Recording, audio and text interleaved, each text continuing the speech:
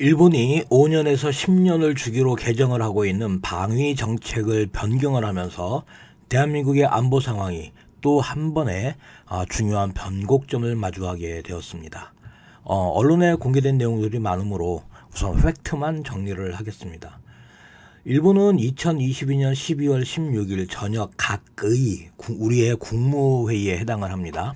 각 의에서 적 기지를 타격하는 반격 능력을 인정하고 명시를 하는 외교 방위 기본 방침인 국가안전보장 전략과 방위 목표와 수단을 명시를 하는 국가방위 전략, 방위비의 총액과 장비품 및 정비 규모를 정하는 방위력 정비 계획 등 일본의 안보 정책을 규정을 하는 3개의 문서를 개정한 것으로 전격 발표가 되었습니다. 그리고 이 능력을 확보하기 위해 향후 5년 내로 방위비 지출을 일본 국내 총생산 GDP의 2% 이상으로 늘린다는 내용입니다. 2022년 현재 일본 자유대 예산은 GDP의 0.97%이고 해상보안청과 UN 평화유지활동 PKO 등에 사용이 되는 경비를 반영을 하면 방위비 지출은 GDP의 1.24%입니다. 일본 GDP는 2021년 기준으로 US달러 4조 9,370억이고 2%의 방위비를 지출을 한다는 것은 매년 한국 돈으로 129조 3,494억 원을 지출한다는 것이 됩니다.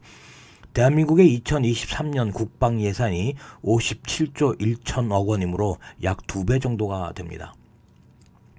이에 대한 국내외의 반응을 정리를 해보면 우선 대한민국 정부의 반응은 일본이 국가안전보장 전략서에 명시를 한 독도 영유권에 대한 강력한 항의를 하고 즉각 삭제를 요구를 했습니다.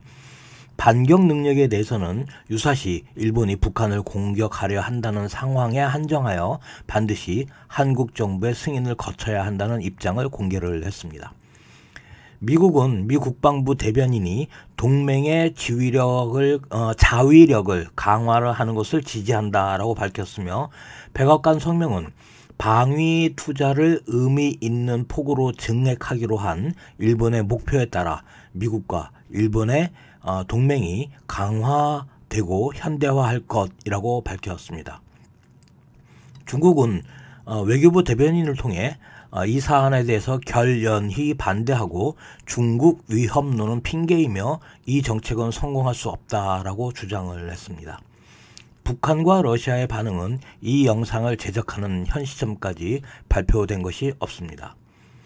일본은 후속 조치로 2023년 방위비 예산안을 공개를 했는데 이 예산안 중에 반격 능력 보유를 위하여 토마호크 순항미사일 구매비 2,113억엔 한화 2조 원과 육상자위대의 12식 지대함 유도탄의 사거리를 1,000km로 늘리는 개량사업 개발비와 양산비를 포함을 한 1,144억엔 한화로 1조 973억 원과 고속 활공탄의 사거리를 1,000km 이상으로 늘리는 개량형 개발비의 2,300억엔, 하나로 2조 2,062억 원, 극초음속 미사일 개발을 위한 연구비로 585억엔, 하나로 약 5,611억 원의 지출을 공개를 했습니다.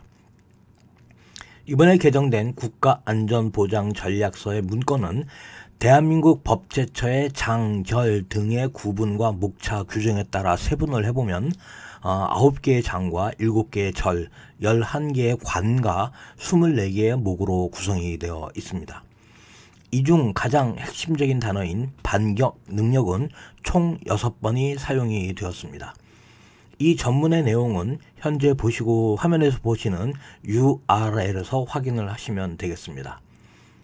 해당 문건의 제6장 일본이 우선시하는 전략적 접근법의 제2절 전략적 접근법과 이를 구성을 하는 주요 방안의 제2관 일본의 방위체제 강화에서 가목의 해당 사항인 국가안보의 최종 담보인 방위력의 근본적 강화라는 항목에서 총 5번이 사용이 되었으며 제3관 미국과의 안보협력 심화에서 한 번이 사용이 되었습니다.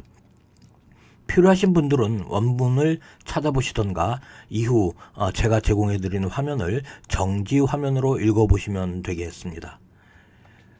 반격 능력이 사용이 된 6개의 문장과 그 해석은 다음과 같습니다. 첫 번째 문장입니다. 일본에 대한 침공을 억제하는 데 있어서 열쇠화되는 것은 장거리 방위 능력 등을 활용한 반격 능력이다 라고 규정을 하고 있으며, 두 번째 문장입니다. 따라서 적국이 미사일로 공격을 할 경우 일본의 미사일 방어망으로 날아오는 적국의 미사일을 막으면서 적국의 추가 무력 공격을 막기 위해 유효한 반격을 상대에게 가하는 능력, 즉 이것을 반격 능력을 보유할 필요가 있다라고 규정을 하고 있습니다. 세 번째는 가장 핵심적인 문장입니다. 이 반격 능력이란 일본에 대한 무력 공격이 발생을 하고 그 수단으로 탄도미사일에 의한 공격이 행해질 경우 무력 행사의 3요건에 근거하여 그 공격을 막는데 부득이하고 필요한 최소한의 자위조치로서 적국의 영역에서 일본이 유효한 반격을 가할 수 있도록 하는 장거리 방위 능력 등을 활용한 자위대의 능력을 말한다라고 규정을 합니다. 네 번째 문장입니다. 이 반격 능력에 대해서는 1956년 2월 29일 일본 정부가 헌법상에 유도탄에 의한 공격을 방어하는 데 다른 수단이 없다고 인정이 되는 한 유도탄 등의 기지를 공격하는 것은 법리적으로는 자위의 범위에 포함이 되어 가능하다라는 규정이 있지만 현재까지 정책 판단으로서 보유하지 않았던 능력에 해당한다라고 강변을 하고 있습니다. 다섯 번째 문장입니다.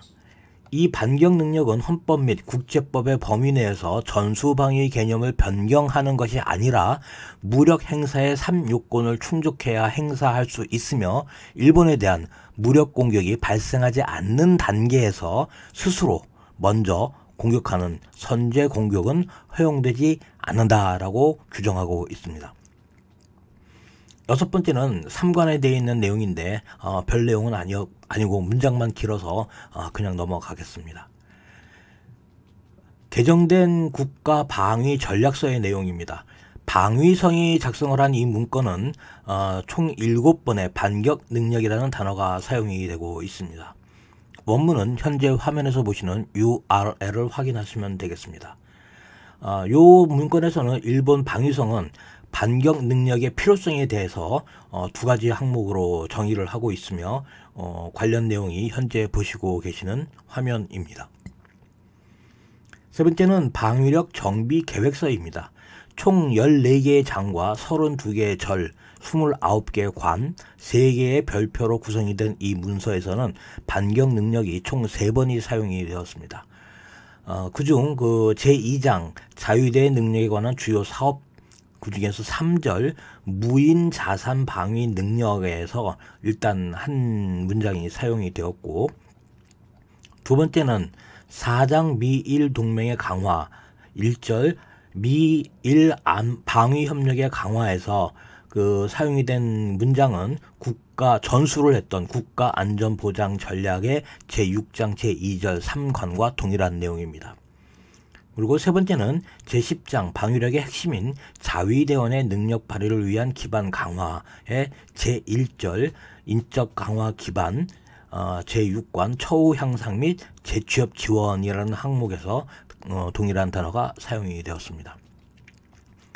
이 세 개의 문건에서 사용이 된 방위 능력의 반격 능력이라는 단어가 포함이 된 총 16개의 문장을 분석을 해보면, 첫 번째 일본에 대한 공격이 발생을 하고, 두 번째 그 수단이 탄도미사일 등일 때, 세 번째 무력 행사의 3대 요건에 근거하여, 네 번째 필요한 최소한의 자위 조치로, 다섯 번째 상대국의 영역 안에서, 여섯 번째 유효한 반격을 할 수 있도록 한다라는 것이 정리된 내용이라고 하겠습니다. 그리고 이 능력을 확보하기 위한 무기 체계를 개발을 하고 획득한다라는 것이 팩트이고 본질인 것 같습니다. 해석을 해보면 일본 매체들은 이 사안을 적극적 전수 방위라고 주장을 합니다. 일본인들의 입장에서는 선제 공격을 받았으므로 당연한 대응이라고 볼 수 있겠습니다. 그러나 과거사를 진심으로 반성하지 않는 일본과 일본인을 바라보는 주변 입장에서는 궤변이라고 판단할 수 있음도 사실입니다. 따라서 이 사안을 판단하기 위해서는 좀 더 냉정할 필요가 있습니다. 우선 일본 정부가 방위 정책을 변경한 명분은 북한과 중국이 제공했다는 점을 간과하면 안 됩니다. 지난 수년 동안 북한이 무별하게 발사를 한 거의 모든 탄도미사일이 일본 방향으로 날아갔습니다. 그중 일부는 일본 열도를 넘어 북태평양에 떨어졌습니다.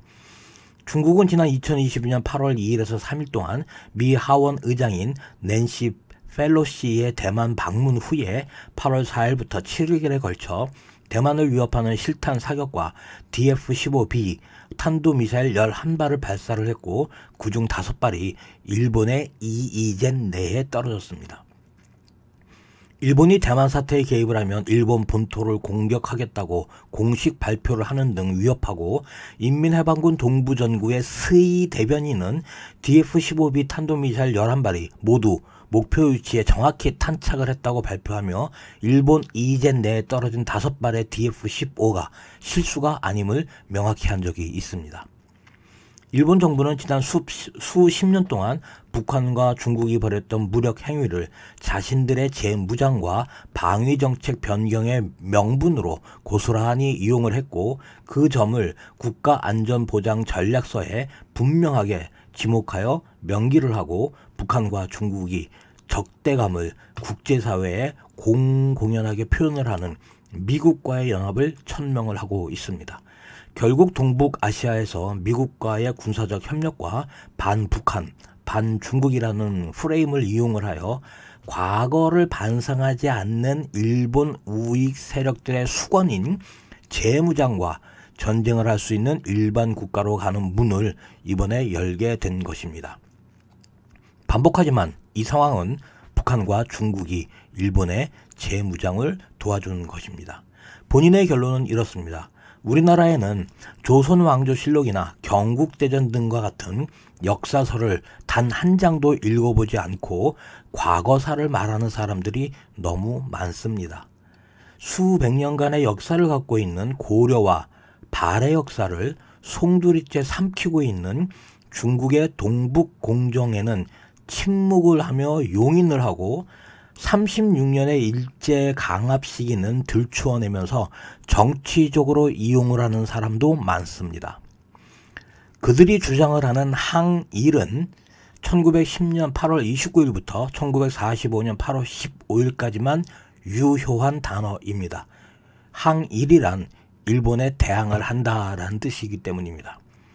21세기 초반을 살아가는 우리에게 필요한 것은 과거에 했어야만 하는 항일이 아니고 미래를 준비를 하는 극일, 일본을 뛰어넘는 것입니다. 일본의 방위정책 변경은 대한민국의 안보 상황을 변하게 만드는 중요한 사안입니다. 무조건 배척을 하는 유치원생 수준의 항일이 아니고 간교한 일본과 일본인을 우리의 안보에 이용하고 활용을 해서 극일을 한다는 관점에서 이 문제를 접근하는 것이 성숙한 모습이다라고 본인은 생각을 합니다. 여기까지 하겠습니다. 감사합니다.